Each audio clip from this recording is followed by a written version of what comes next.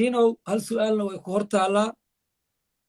5 دقيقة iyo 7 daqiiqana waxaad ku heshiisaan labadiina ayaan time ahaan idin siina هاي شيء ما قاعد ما شن بارتا بس 5 تضبط دقيقة 5 دقيقة 5 دقيقة baan wadayna هاي 5 دقيقة كسر 5 دقيقة waa gogosanayna si aan hadalkii u gogosano oo u kala okay 5 daqiiqo oo ay hal su'aalna ku hortaal su-aasha hortaala adiga okay odayga hadalkiisii waa ka daba tegayaa horta odaygu wuxuu sheegay wuxuu yidhi haddaaye gobollada maxaa ku yidhahdaaye soomaali galbeed iyo NFD gumaysi baa haysta oo maaragtay ma rabo inaan kuwa ka hadlo haddana taariikhdii wuxuu ka bilaabay dowladdii daakhiliga ahayd ee maaragtay gumaysiga hoos joogtay ee cabdullaahi ciise joogay xilligaas soomaali xornimo maaragtay ma aysan haysan calan baa hargeysa laga taagay buu yidhi daahir wuxuu ilowsan yahay calankaa ninkii sameeyey geedba geed baa ka weyn inuu ahaa maxamed cawaale liibaan marka calanka halkaa laga taagay calan cigaar toshay iyo mida adigu toltay toonna ma ahayn soomaali oo dhanaa loo tolay calankeeni weeye kaama xigno laakiin maxamed cawaale liibaan baa helay dadkii ka soo qaaday ingiriiska xornimada gobollada waqooyi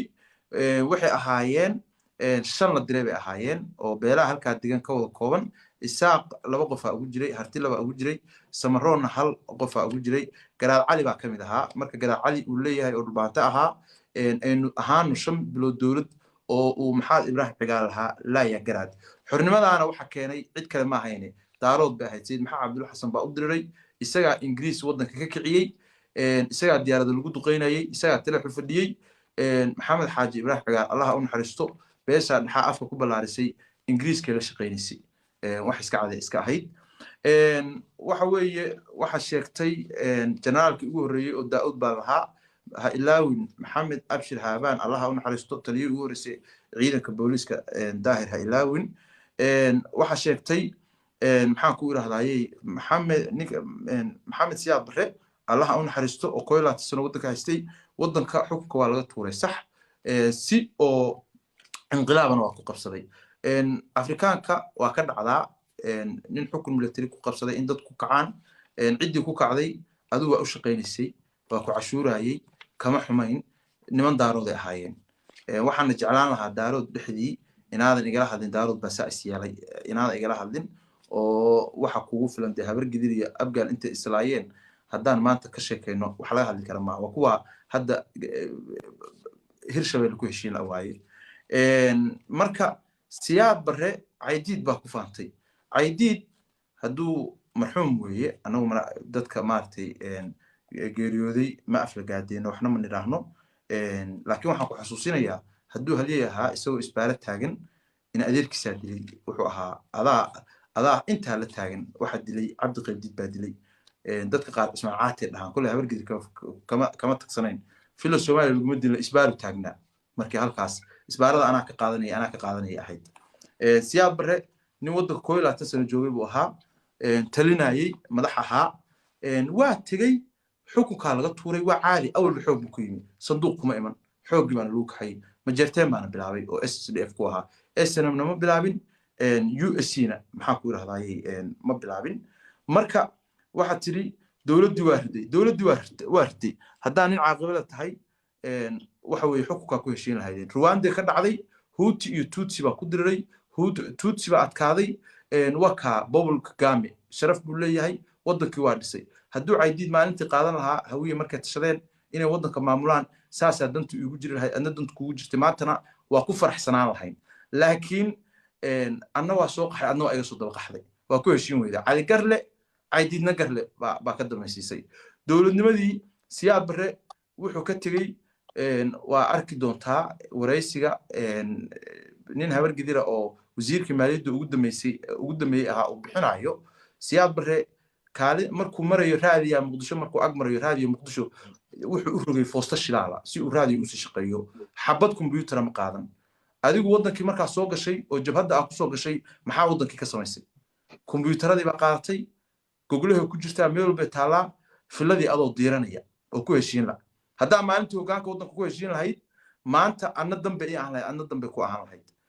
waa meeshaan ku leeyahay isimo odayaal dhaqan oo idin kala dhex gala oo wax idin kala yiraahda male waa sababta ah hal maamul goboleed ugu heshiin la adihin laakiin daaroodku uu u leeyahay dad ku heshiiya haddaad adigu cid sheeganayso leedahay axmed gure ba aniga iga dhashay aniga waa nin cabqari ah waa sheegan kartaa laakiin qof walba cid yahay taariikhda maarad ku qoran tahay halakan tiktok markaa soo eegno sj ba hadda wax soo diraysa sj intay meesha ka soo dirto hawiyo dhan haddii la isku daro ma diro waxaan kuu tirin karaa 30 ilaa 100 qof oo daaroodo ilaa maalintii la furay wax diraayay maaha inaan idinka lacag badannahay laakiin qalbiga xaggiisa ayaan ka qanisannahay adiga hal qof hadduu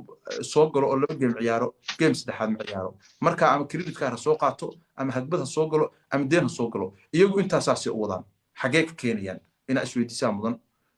waxa way waa dad qulubta qaninka away dad Soomaaliyeed kula mid weeye laakiin qulubta qaninka yihiin hadda gifti baan ka badanaya hadalka ku bilowday meeshaan marayo iyo meeshaan joogto ina isagtaa fiicnaan lahayd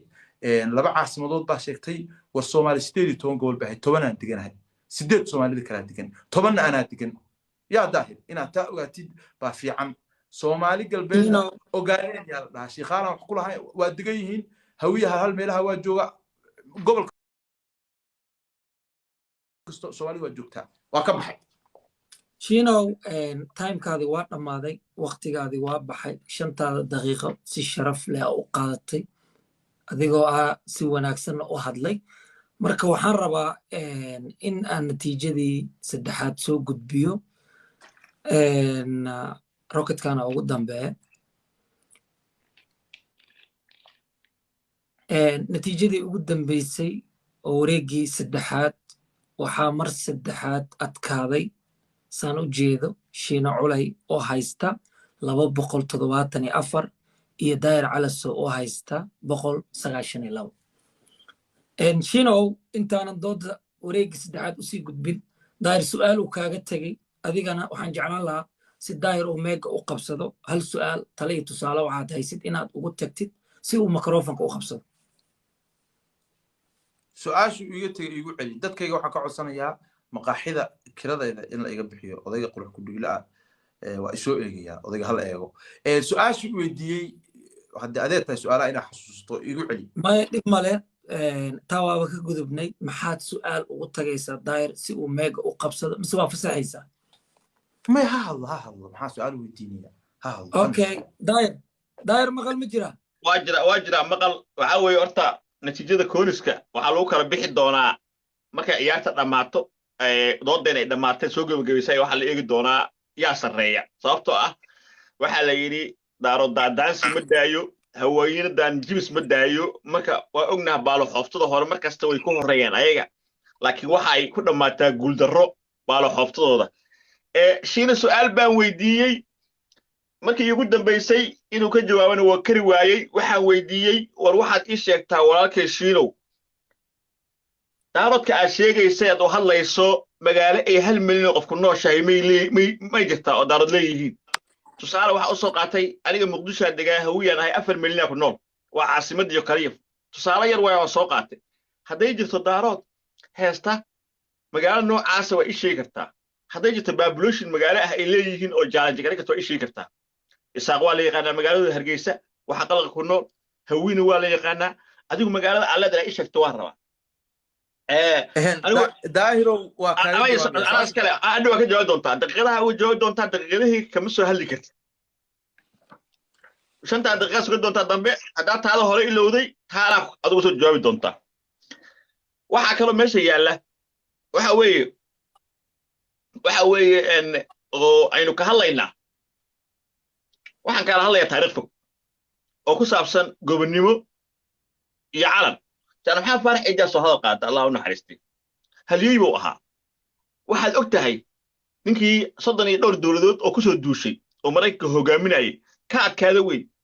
laakiin ayad quraan ayaa waxay leedahay ida jaa ajaluhum la yasquruna saa'ata wala yasqdumuna anigu waxa ii daran hadaa taajan maxamed farax eedida abdiqaydi dilay iyo ina adeerkii ku dhifto xabad iyo xabad baa ku dhacday marka ay tiraahdo anigu waa farxaya waxaan saneexi lahaa hadaa ay dhihay jala eedida si siyaad bara masquul ku dhixita soo qaxootiyo carray oo xabad ka carray hadad dhihlayd Abdullah Yusuf oo xabad ka carray oo xamarawi ka eriyadeen oo Itoobiyaankiis tabada looga dhaco oo watay iyo gumaysiga u keensaday ayaa soo qaxootiyo jaraynayo oo da'daasa dal shisheeyo la Yaman ku dhintay soo qaxootiya sariirtiisa korkeeda meydkiisa laga helay haddaa ay dhihi lahayd waa nixi lahaa haddaase i tiri jaal maxamed faarax ciidid xabad baa ku dhacday oo caawa adoo daarada afkaada ka soo baxday oo i tiri isagoo dagaalamayuu dhintay aad iyo aad baa u faraxsana maxaa yeelay innaga waxaa nagala helaa taariikhda ragga iyagoo soo jeedo ay xabadda ku dhacdo laakiin anaga ragga qaxootiga noqda ee marka horena kibir qooqa iyo likaacada iyo keligiitirisnimada iyo damaca waalan aan looga taaghayn markii xabadda ay bilaabataan dhabarka jeediye dhabar weynta ah nagalama helo kuwa intay cabsadaan meengeliyo u dhinto dala shisheeye ayagoo qaxootiya oo hodadda matalayana nagalama helo marka waxaa weeye waxaan ku faraxsanahay arrintaas ciidida ka hashay waxaan kaala hadla haddaad garasho leedahay waxaan kaala hadlay wax ku saabsan taariikhdaasi oo ah war aniga ra'iisul wasaarihii ugu horreeyey soomaaliyana waa noqday